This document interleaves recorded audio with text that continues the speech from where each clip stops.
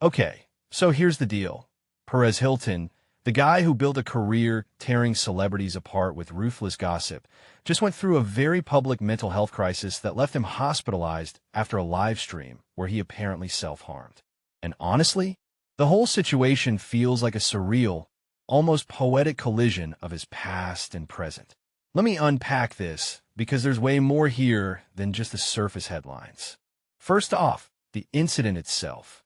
Hilton was live on TikTok, covered in blood, with fans pleading with him to stop hurting himself. Authorities showed up, his family rushed to protect his kids from witnessing it. All while TikTok apparently took 15 minutes to shut the stream down thanks to a moderator error. Wait, 15 minutes? That's an eternity in crisis situations. And here's what bugs me.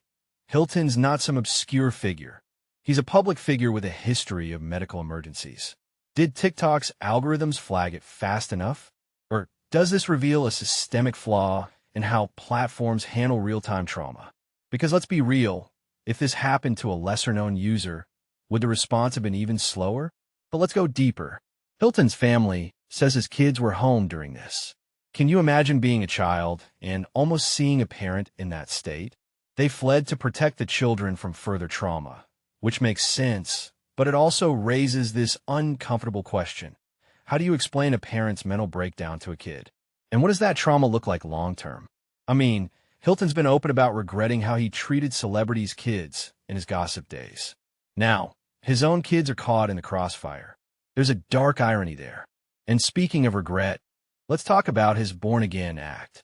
Earlier this year, he claimed a near-death experience from sepsis brought him closer to God. He promised to take his kids to church, read the Bible, and stop being a bully. But here we are, months later, and he's in the hospital again.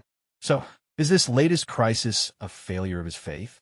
Or is it proof that mental health struggles don't care about your spiritual epiphany? Because here's the thing, you can't just snap out of trauma with a Bible verse. Healing isn't linear, but the internet loves to reduce people to their extremes. Either hot take, villain, or redemption arc saint. Hilton's life isn't a hashtag. It's a messy, complicated human story. Which brings me to my biggest takeaway.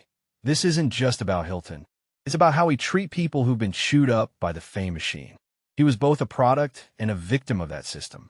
He fed the beast, then got devoured by it. Now, we're watching him unravel in real time. And while his past actions deserve criticism, this moment demands empathy too. Because here's the paradox. The same platforms that made him rich off of cruelty are now the ones struggling to protect him from himself. So what's the lesson here? That mental health crises don't care about your net worth or notoriety. Or that we need to stop treating people like content machines and start seeing them as humans. I'll leave you with this. Hilton's career peaked when mean was the default setting for internet fame. Now, in 2026, we're supposedly past that. But his story makes me wonder, are we really?